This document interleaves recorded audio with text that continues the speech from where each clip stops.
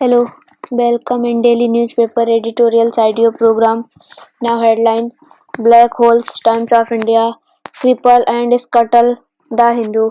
Now headline in detail: Black holes, the Times of India. Death toll of illegal mines, which are also environmental hazard, keeps rising and government look the other way.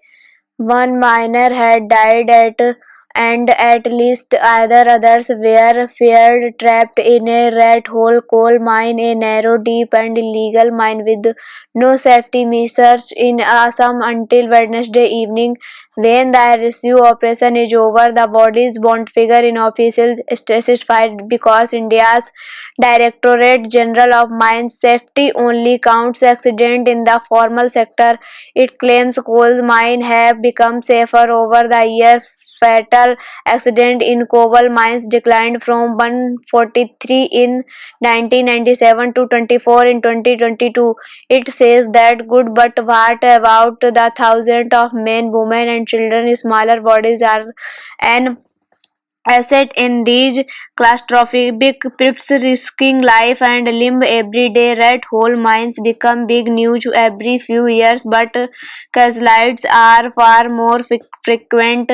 It's only when the toll mounts that news seeps out. The national level 15 red hole miners died in an accident in July 2012, 15 again in December 2018, 5 in May 2021, 6 in January 2024, and these were just the too big to ignore cases. Nobody really knows that goes on in Meghalay's 26,000 odd rat holes mines that never shut down despite an NGT order in 2040, or the hundreds more in Assam.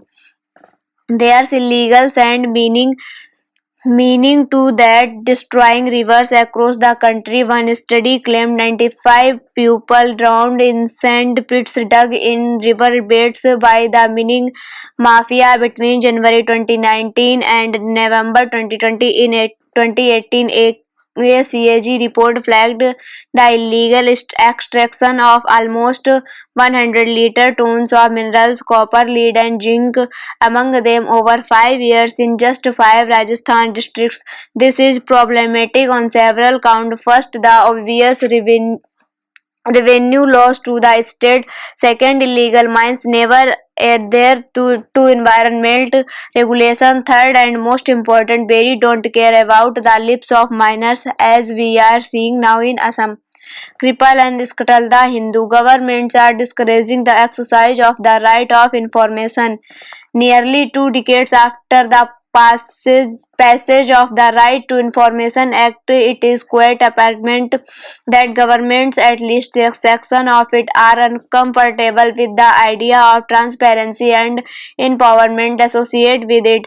Amendments to dilute its efficacy and amendments to dilute its efficacy and attempt to defeat it by delaying or denying information have been quite common for years. Another way to scuttle the law and to cripple the functioning of information commissions at the central and state levels. The issue has surfaced again with the Supreme Court of India questioning the large number of vacancies in the central and some state information commission. These commissions near appeals from members of the public who have been denied access the information or have failed to elect a response from designation information officers in various departments and institutions.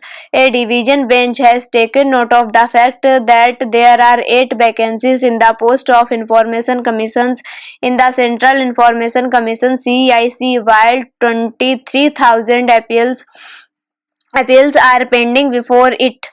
In fact, some state-level information commissions are almost defunct for want to members to hear the public. Any court is bound to ask, as the court has now done, how an institution can be of any use or if it does not have persons to perform the required duties under the law. The court has sought to impart some urgency to the matter by directing the Department of Personnel and Training to spell out in 2 weeks the timelines for completing the selection process and notifying the appointments of the 8 formation commissioners in the CIC. It has also asked for details about the search committee and the list of applicants for the post.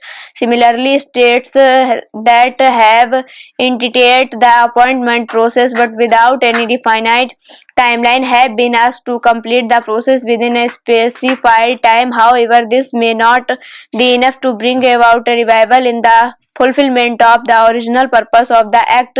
Besides filling up vacancies, not all government have been complied with a court verdict of 2019 that called for proactive efforts to fulfill a vacancy in time by advertising them early.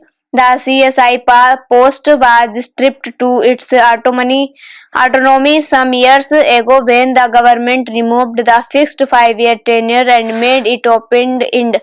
Not much has been done. The appoint candidates from various walks of life as retired civil servants continue to be chosen. A point noted by the bench in the latest hearing. It is inevitable that a large number of vacancies will result in a huge backlog and ultimately discourage the pupil from seeking information. It is difficult not to conclude that this is what those in power want. Thank you.